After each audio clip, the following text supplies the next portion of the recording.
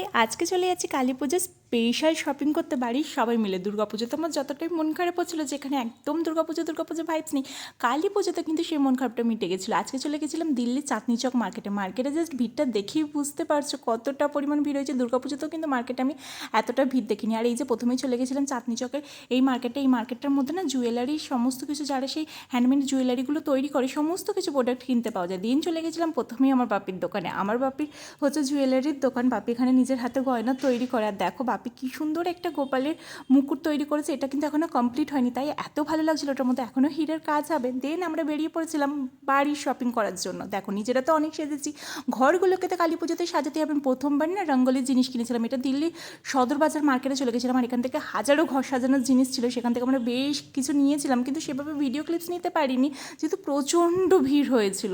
আর একটা জিনিস দেখাই তোমাদেরকে, ছোট্ট ছোট্ট বাচ্চাগুলো না, আমি সামনে থেকে ক্লিপস নিইনি, রঙ্গোলি যে ইয়েগুলো হয় সেগুলো বিক্রি করছিল, কিন্তু কিছু কিছু মানুষ কি ওদের সাথে এমন দামাদরি করছিল, মানে বাচ্চাগুলো মুখগুলো দেখছিলাম যে এই টুকে হয়ে যাচ্ছিলো, মানে দাম দর করেও তারা না নিয়ে চলে যাচ্ছিলো। আচ্ছা, যদি আমরা 2-1 টাকা বেশি দিয়েই নিই, ওই বাচ্চাগুলোর মুখে যদি একটু হাসি ফোটে, ক্ষতিটা কি? কালী পুজোতে সবাই মিলে একসাথে আনন্দ করি না, ওরাও আনন্দে মেতে উঠুক না, তাতে কী কষ্ট বলো? মার্কেটের ভেতরে কিন্তু ওগুলো আমরা আরও অনেক বেশি দাম দিয়ে কিনি।